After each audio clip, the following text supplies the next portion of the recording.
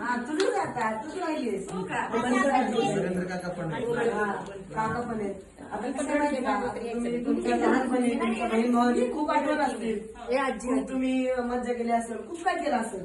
तर तू आम्हाला असा एक प्रसंग सांगू शकते का, सुखाचा प्रसंग?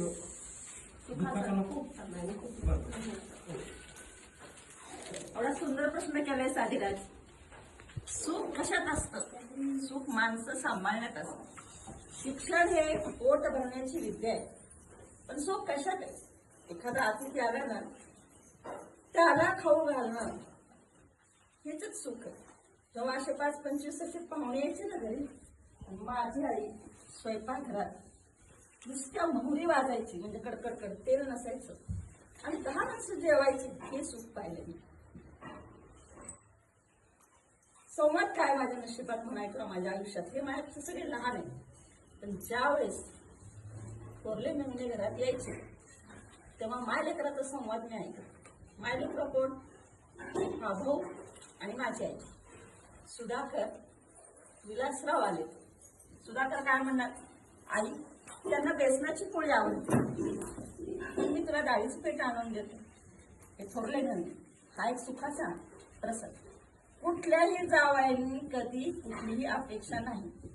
दुसरे जावई आले, आवडता जावई आईचे, लाडके पण, आणि सगळ्याला असं सांगणार मी माझ्या राजूला सांगतो. आणि लग्नात मला जी चिंता होती ती माझ्या भावाची. शेती होती, मूळ होतं, त्यामुळं कोणीतरी माझ्या भावाला मारणार ही धास्ती होती. लग्न झाल्याची झोपेत आबा आबा आबा अशी उठायची. मग माझं लग्न झाल्यानंतर ईश्वरानं माझी अशी इच्छा पूर्ण केली. सगळे म्हणायचे गुंड घराणा गुंड घराणा गुंड घराणा. पण तो गुंड घराण्यामुळे आज आम्ही सगळे जिवंत आहोत. आणि त्याच्यानंतर मग आमच्या आईचं सगळ्यात जास्त प्रेम राजू. कुणी काय म्हणलं की मी माझ्या राजूला सांगते. आणि मग अरे सुधाकर, राजू आले, थांब ना मी तुला चुरमरे आणून देतो. पण ह्यांना चुरमरे आवडतात. सुधाकर बाहेर काय करेल, पण चुरमरे घरात येणार. आज दुसरा सुखाचा प्रसंग. तिसरे जावई नरेंद्र काका. ते म्हणजे आईच्या नात्याचे. आमच्या 3 पिढ्यामध्ये जोशी घराण्याची लेक त्या घराण्याचा माझ्या आईची आत्या त्याच घराण्यात, नंबर 2 त्याच घराण्यात, आणि नंबर पुढे 3. आणि माझे जे वडील मिळून आहेत ते सगळे असे जेवायला कधी एकटे बसलेच नाही. पूर्ण त्यांचा परिवार घेऊन बसायचे. पण त्यांना काय लागायचं? नरेंद्र पाटलाची काही चिंता नाही रे. मग काय आणू? त्यांना काय लागते? फक्त दूध आणि भाकरी. त्यांना मुर्गाची पोळी, त्यांना चुरमुरे, आणि त्यांना फक्त दूध भाकरी. आईला टेन्शन नाही. पाटील यायच्यात का जेवायला? काय नाही, दूध भाकरी खाते. सत्व गुणाचा पदार्थ खाल्ल्यामुळे त्या आईच्या आशीर्वादानं हे सत्वगुण तुम्हाला मिळालेलं. हा सुखाचा क्षण. आता 4 नंबरचे जावे संधीकर. त्यांचं लग्न मी केलंय सरिताचं. ते लग्न करण्यामध्ये कारण काय होतं? हे पुण्यात होते बजाज टेम्पोमध्ये, हाही पुण्यातच होता, हे पण पुण्यातच होते टेल्कोमध्ये. मी फक्त संधीकरला पाहिलं. चला सूट बूट घातलेले आणि पुण्यात जॉब करते. माझी इच्छा की आम्ही तर असे जगलेले आणि सगळे आपण पुण्यातच येऊ, म्हणून तिचं काहीच पाहिलं नाही मी. ते लग्न जमलं, पुण्यात राहते.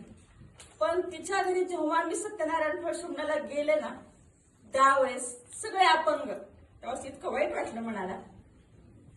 पण आता ते सुखाचा प्रसंग होतो. ती जी बहीण आज नाही, पण सगळ्यात जास्त जर स्ट्रगल केला असेल, सगळ्यांना संसारात तिनं लावून कष्टाळू असणारी माझी बहीण, आणि अपंगत्व सगळे तिचे नणंद सासूबाई पुण्यात होती, आता लातूरला. तिची सून बँगलोरला आहे.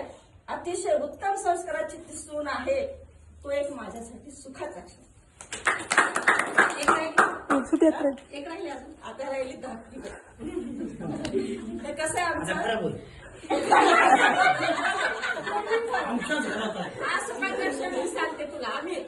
हा सुखाचा क्षण असा आहे, गंगापूर गावामध्ये आम्ही 5 बहिणी. पुण्या गावात काय वाटायचं, चला तर ताईच्या मुली आल्या लग्नाला, लगेच स्थळ चालू. पहिलं स्थळ आत्याचं स्थळ आलं. मग आमच्या भावाने विचार करायचा, मुलगा बघायचं, लग्न करायचं. त्याच्यानंतर ही जी बहीण आहे ना आमची, दिसती धाकटी पण महान हुशार उंबऱ्याचं झाड होतं पंचमुखी घरामध्ये. ते उंबर इकडं ठेवायचे इकडं ठेवायचे पिकलेले आणि चीक पण असतायत. आणि आमच्याकडे काय काय यायच्या हिच्याकडे भजनाच्या वगैरे ते हिनं ती विकायला चालू केली. आणि मग हे अण्णा काय म्हणायची, ही माझी कोण आहे? पाटलीन म्हणायच्या, पाटलीन तिला पाटलीन मास्तरी नाही. आणि खरोखरच तिची जी बुद्धी आहे ना, ती अण्णा तिला मारवाडी म्हणत होते. मारवाडी तिची जी बुद्धी आहे ना.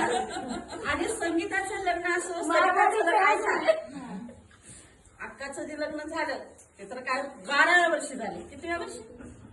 12व्या वर्षी लग्न झालं या अक्काचं. आणि त्याच्यानंतर कुठले स्थळ आणले ना हिच्यासाठी. आमचा सगळ्याचा संसार बघून ही एवढी हुशार झाली, एवढी हुशार झाली की आणलेली स्थळ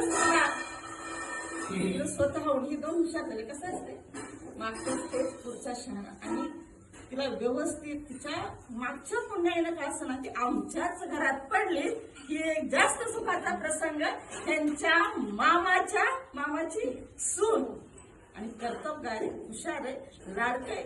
थोडं थोडं थोडं थोडं संवादात वाढत असते, सगळ्यावर प्रेम करते, सगळ्यावर. आणि आमच्या 5 बहीण भावामध्ये जरी कुठले वाद असले तर त्या वादाच्या पाठीमागे खूप मोठं प्रेम आहे. हा एक सुखाचा संवाद. पुढच्याला वेळ देते, दिवस जाईल.